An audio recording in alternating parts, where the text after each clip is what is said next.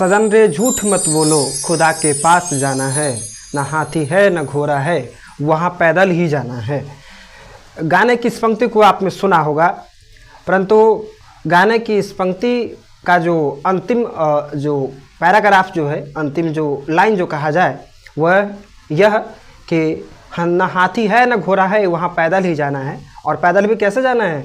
स्वयं के पाँव से नहीं, बल्कि 4 लोग कंधा दे करके लेकर के जाएंगे। और तब भी हम लोग समझते हैं यह कि हम सभी लोग अमृत पी करके आए हैं, अर्थात हमें मरना ही नहीं है। कुछ एक लोगों की यह भावना यह होती है कि मुझे मरना नहीं है, वो भूल जाते हैं कि मुझे भी एक दिन जाना है और वो अपने आगमन को भी भूल जाते हैं।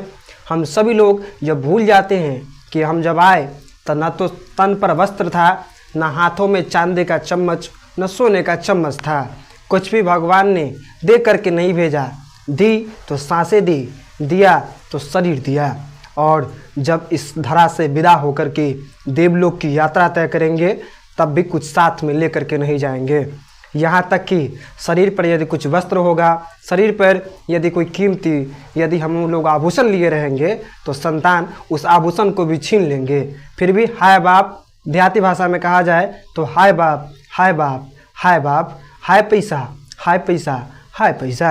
अर्थात पैसों के लिए रट जो है वो आखिरी सांस तक लगी रहती है। भतीजे के साथ संपत्ति का विवाद, भतीजा का चाचा के साथ संपत्ति का विवाद, पिता का पुत्र के साथ मनमुटाव और पुत्र का पिता के साथ मनमुटाव, और ढेर सारी गलतफहमियाँ, दुख, दर्द, संताप, और सबका एक निवारण मृत्यु, और जो कि है सुनिश्चित। Life is not a bed of roses. Life जो है वो, जीवन जो है वो गुलाब के फूल से सजा हुआ बिस्तर नहीं है। जीवन हार्डशिप का और हैप्पीनेस का, जीवन सुख और दुख दोनों का मिक्सर है। हम लोग ये भूल जाते हैं कि जीवन जो है वो सुख और दुख का मिश्रण है। और हम लोग ये समझते हैं यदा कदा जब हम दूसरों के हक का हनन कर रहे होते हैं, जब हम लोग दूसरों का गलत कर रहे होते हैं, जब हम लोग अपने जो हमारे पास जिम्मेदारी है, जो भी हमें पद मिला हुआ है, उस पद का जब हम लोग गलत उपयोग करते हैं, जब हम लोग अपनी गरिमा को भूल करके हमें जो कर्तव्य दिया गया है, हमें जो पद दिया गया है, उस पद का जब हम लोग दुरुपयोग करते हैं, तो हम लोग ये भूल जाते हैं कि ईश्वर की शरण में ही एक दिन जाना है। और वह वहाँ पर जाने के बाद वहाँ पर जो वो क्वेश्चन आंसर करेंगे, उस क्वेश्चन आंसर का भी जवाब देना है। तो यह कदापि न भूले कि आप अमृत पी करके आए हुए हैं। भगवान से डरें, ईश्वर का प्रश्न उत्तर आपसे वहाँ भी किया जाएगा।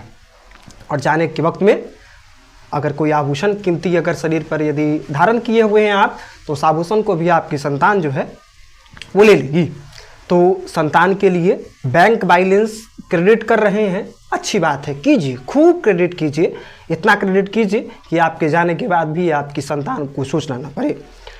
गांव में ज़मीन लिखवा लीजिए, शहर में लिखवा लीजिए, देश के विभिन्न राज्य कोनों में ज़मीन लिखवा लीजिए, लिखवाइए, खूब लिखवाइए, खूब दूसरों के हक का हनन कीजिए जितना हो सके। मगर कभी किसी कोने में बैठ करके सोचिएगा कि जब मरेंगे ना, जब श्मशान घाट पर जब जो किसी एक कोने में रहेंगे और जलावन की व्यवस्था की जाएगी, जब जलाने की व्यवस्था हो रही होगी, उस वक्त में मन ही मन जब आप देवलोक की यात्रा के लिए, खैर आप तो तब तो चाहे जा चुके होंगे, जब आपको सैया पर लटाया जा चुका होगा, तो उस वक्त में आपकी आत्मा गवाही देगी कि देगी कि ना देगी, इस बात का मूल्यांकन अभी ही कीजिए जब हक का हनन कर रहे हैं। कहीं ना कहीं अपने पुरुषार्थ से कुछ बेहतर हासिल करना गलत बात नहीं है, मगर दूसरे के हक का हनन करके यदि कर रहे हैं तो सोचिएगा कि जब देवलोक की यात्रा तय करने के लिए जब मैं जाऊंगा, तो मेरे जो अंत्येष्टि संस्कार जो होगा, मेरा अंत्येष्टि संस्कार जो होगा, उस अंत्येष्टि संस्कार में कौन हमारे अपने उस वक्त में मौजूद रहेंगे, क्या क्या हमारे विषय में बातें बनाएंगे। तो मरता है कोई, तो कुछ एक इंसान की मृत्यु पर लोग जो हैं बड़ा पछतावा जाहिर करते हैं कि बड़ा भला आदमी था, मगर कुछ एक लोगों की मृत्यु पर लोग 100 बातें ही बनाते हैं, 5 गालियां हैं उनके मुंह से निकलती है। तो कर्म इतनी ईमानदारी से करें कि जहाँ पर आपका अंत्येष्टि संस्कार हो, वहाँ पर लोगों का तांता लग जाए और सबकी आंखों में आपके लिए दुआंसू की बूंदें हो। तब यह तब होगा जब आपका जो कर्तव्य है, जो आपका पद है, जो आपकी गरिमा है, उसको आप बरकरार रखेंगे। आप अपने पद का दुरुपयोग नहीं करेंगे, आप किसी का हक का हनन नहीं करेंगे। जहाँ तक संभव हो पाएगा आप यथासंभव प्रयास करेंगे कि मेरे कारण किसी का अहित न हो।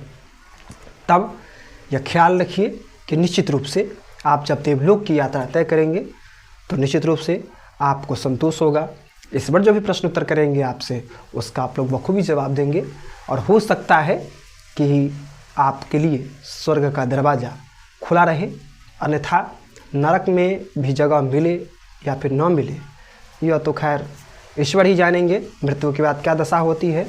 परंतु एक छोटे से बालक का यही कहना रहेगा कि आप अपने कर्म को, हम अपने कर्म को, सभी लोग अपने कर्म को पूरी ईमानदारी से करें, ताकि कम से कम अपनी आत्मा गवाही दे कि हम जो कर रहे हैं वो सही है।